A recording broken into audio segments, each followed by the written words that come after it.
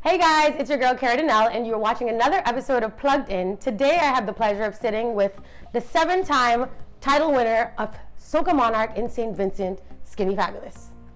Boom blast! So, a lot of you guys actually don't know that Skinny Fabulous went to school in Jamaica, attended the University of West Indies, but he was never really on the path of Soca. He was a dancehall boy. Yeah. So what I want to know, and I'm sure the rest of the viewers want to know, is 10 years later, you are one of the most recognized Caribbean soca artists out there. How did that switch even happen?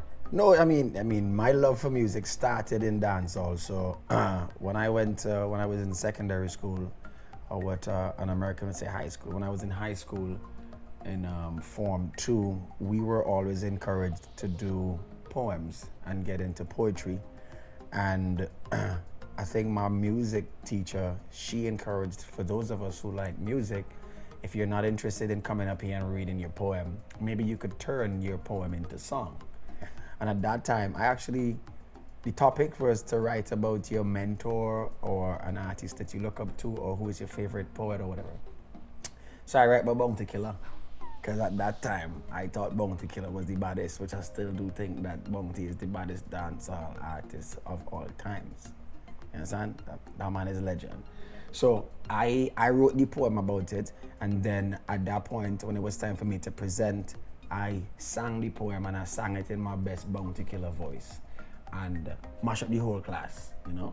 So that was my first taste of, one, what performing in front of an audience would feel like, and at that time it would have been a classroom of 20 people. But that made me feel, at that time, hype and important. And because that was my first love for music and taste of it, and it was a dancehall rendition, it made me want to become a dancehall star.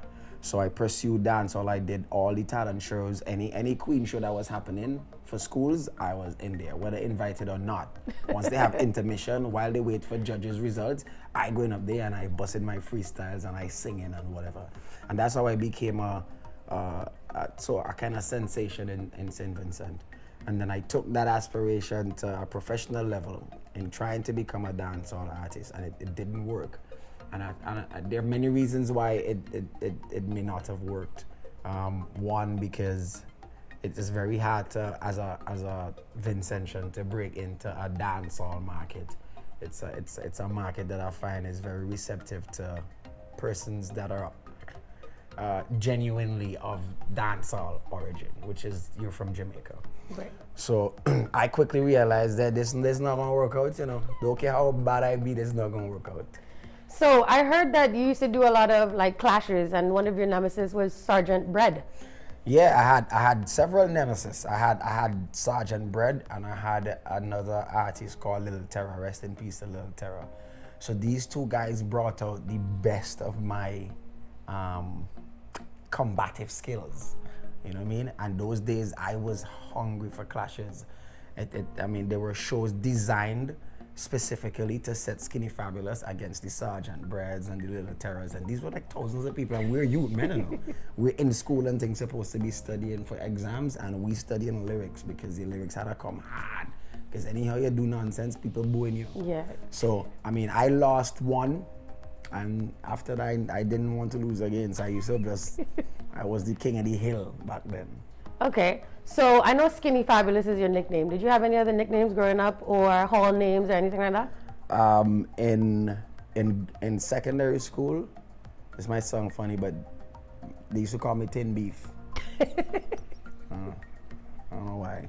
Right? So they used to call me Tin Beef. Another name I had was Gabby. And Gabby stemmed from my real name, which is Gamal. Not sure how the two related, but persons who knew me then used to call me Gabby or Tin Beef. And then when I went to the University of the West Indies in Jamaica, they called me Stooky. But that was because on the freshman orientation, that song was popular at the time. Okay. And me being the attention lover that I am, I went and I started Stooky and dance and thing and, you know, mash up the people them orientation at that point. Okay. Now, this all black situation, why are you always in all black, and why do you wear sunglasses at night? No, I don't wear sunglasses at night, right? Because if you find Skinny Fabulous on an average night just on the avenue, I won't be in a sunglasses. Okay, because I've had viewers ask me to ask you that question. Right, no, I don't wear sunglasses in the night if I go into just the movies or whatever. I wear sunglasses when I am on stage and I'm about to go on stage because, fun fact people, fun fact, there's some lights that are designed to make the artist lit and visible to the crowd. But those lights are very annoying to me because the more they're shining in my eyes, is the more I can't see the crowd. I can't see expressions and faces. And so I like to keep on my glasses so I could, one, see the crowd, and two, I don't want my eyes to be met with anybody's eyes in the crowd too, because I get distracted. You know what I mean? I don't want you to know that I'm looking at you. I don't want to focus on anything. I want to look at the crowd as a collective, and I think my sunglasses allow me to be, I guess, ambiguous in that sense. Right. I just don't know what I'm looking at. And what is this all black? You don't like color? Well, I've been trying color these days, you know. Persons keep saying, you know, hey, why you don't wear some color? I don't know. I have an event called Black Rave and all because I think I just have a strong connection to the color black. And I think black is beautiful. Black is beautiful. Black represents beauty. It represents power. It represents strength. It represents black and gold. Resilience. You would think that we tried to match today. So there's a certain symbolism for black that I connect to, apart from the fact that it makes me slim. Good point. Understand? So. Now, speaking of Black Rave, you do Black Rave internationally. You have New York, Toronto, Atlanta, Spain. You have a kids store in St. Vincent, sorry. And now you're dabbling, this is now your third year doing mass. You have a mass band called Oxygen Mass in St. Vincent. How does a guy like you end up knowing about mass, or even knowing about mass making, or even conceptualizing to have a mass band? No, well, you see, the thing is, any business venture that you're going to, whether it's music or art or media, doing interviews, you have to be able to know the business from the inside out. And so when my business partner, Karen Vera, it was actually her idea to do a mass band. And I said, you sure you want to do a whole mass band? I just don't want to do like 2 sections in another band. And she was like, no, I want to do a whole band. And I was like, all right, cool. I accepted the challenge. And so I said, yeah, let's roll with it. And but in order to do it, I didn't just want to be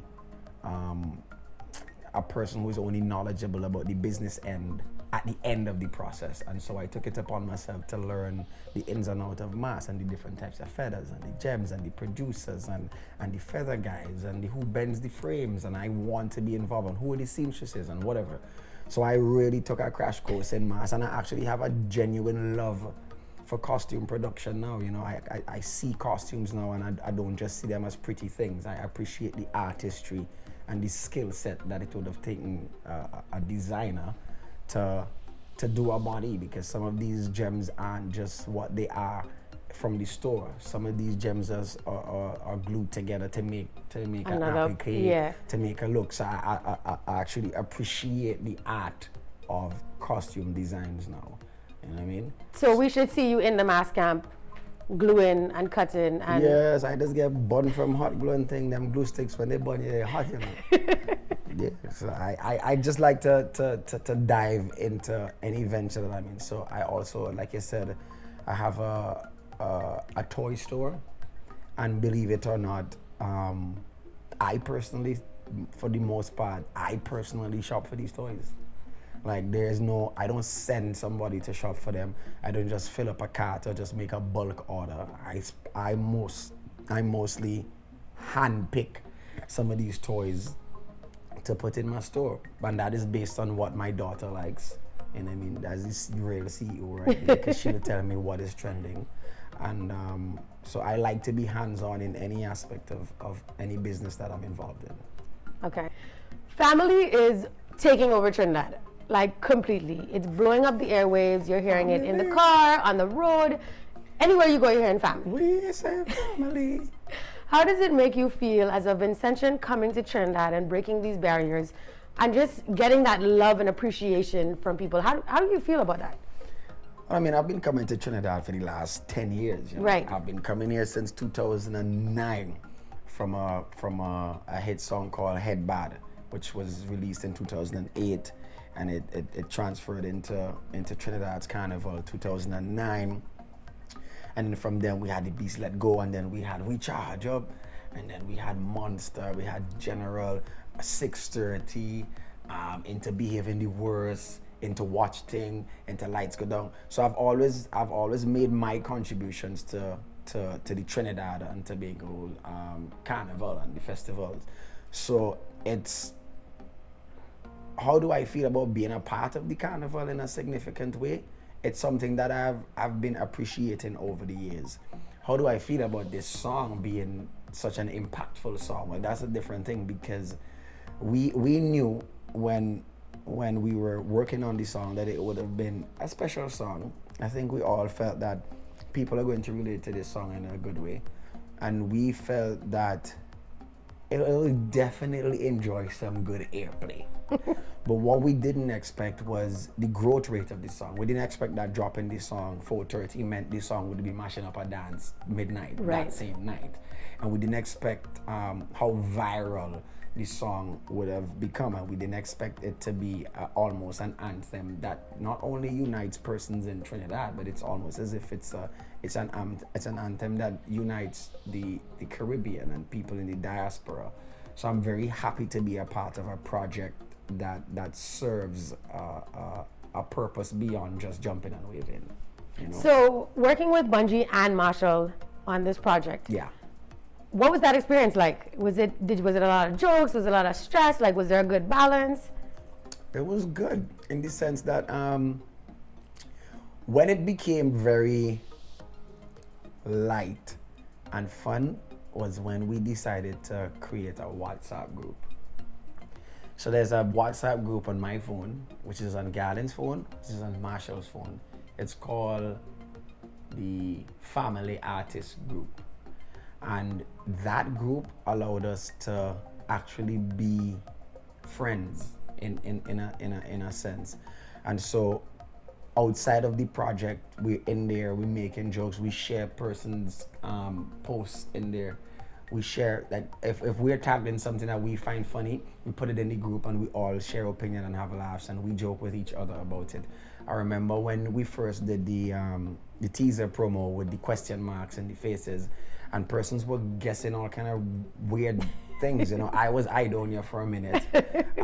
Somebody said that Bungie. It was all kind of different things, but I think us doing that allowed the whole concept of family to not be just one of marketing and design for us. It actually became a thing where we got very comfortable with each other. So it was an amazing process. The respect for each other's opinion in that process was always up.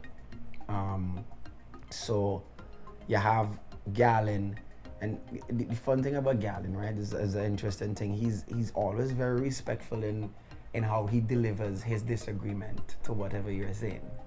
So if Galen disagrees with a placement of a word or the volume of something, he's going to say it, but he's also going to, yeah, but it's cool enough. I'm not saying that you need to change it, but what I'm also saying is that it need to change. You know? But I mean, if you don't want to change it, that's very cool with me.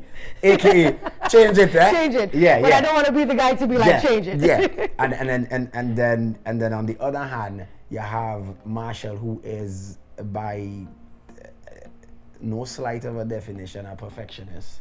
So if Hui is off by a millisecond, he's going to skinny that is off by a millisecond, it needs to change. Marshall, you feel people can hear the millisecond difference? Yes, I hearing it, so I need to change it. So he's a guy that will spend 2 hours, right, perfecting one line. And we're all in this process looking at it with amazement, because it's like these are things that we slight, but these are also the things that make him who he is, right? And it allows him to be at the top of his game at all times. So for me, it was also a learning process and something that I can admire. I don't think that I would then become so meticulous in these things, but I also understand and appreciate his process for details and for perfection.